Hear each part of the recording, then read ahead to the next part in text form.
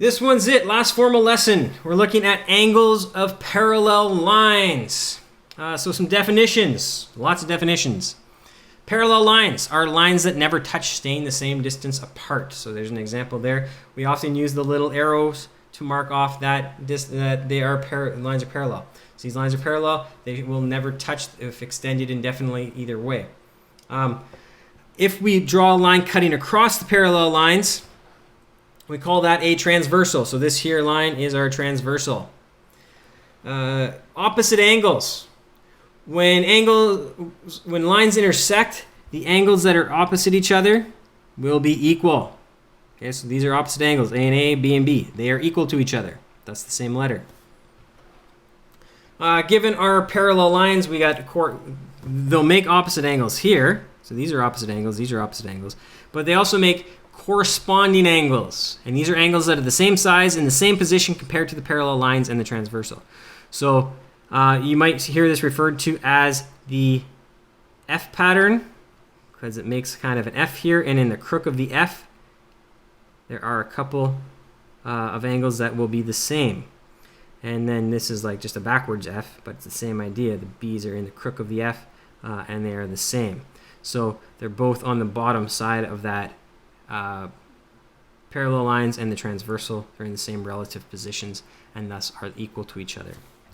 There's a concept of co-interior angles. So when you have the parallel lines, because A here is the same as A here, and A plus B is 180 here, because that's a 180 degree angle, then A plus B here has to be 180. So if they're both inside on the same side, they're equal to 180.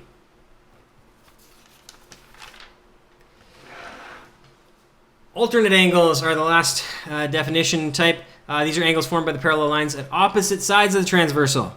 So in kind of a Z, so here we have a Z or a Z pattern, right? Z, and the A's are in the crook of the Z, or if we have a reverse Z here with the B's, they're in the crook.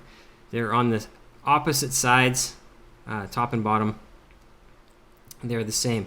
And again, it's that concept of B plus A has to be 180 in any given case. So that works out there. So using all those concepts, let's fill in all our missing angles here. Well, A, B, C, D, E, F. Let's use some of these patterns and that. B equals 60, simply because they're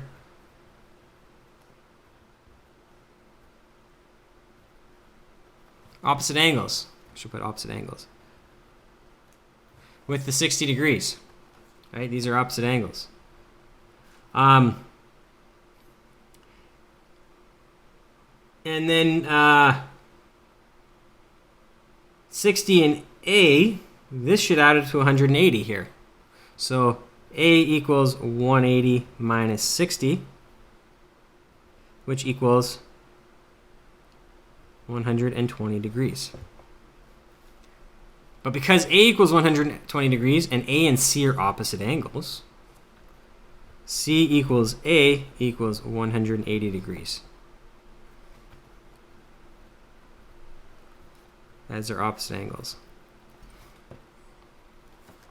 Now, looking at our alternate angles from above here, this angle here and this angle here are the same. So 60 and E are the same. So E equals 60 because they're alternate.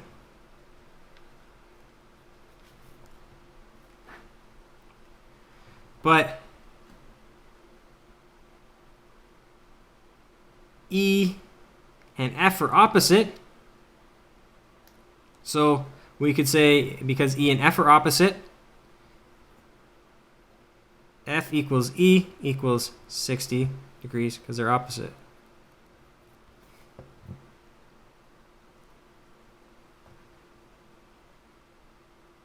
In our F pattern, in our corresponding angles, C and G, C and G equal 120 because they're co-interior. And then G and D equals G, which is 120 because they're opposite.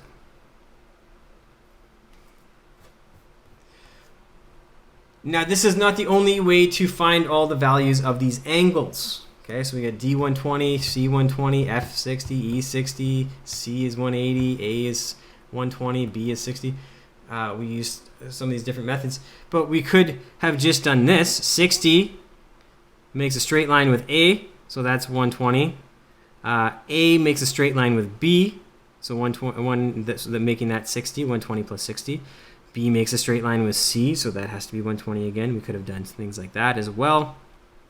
Could have said these are co-interior angles, so that has to be 120. And then again, the same as up here. That would have to be 160. That have to be 120. That have to be 60.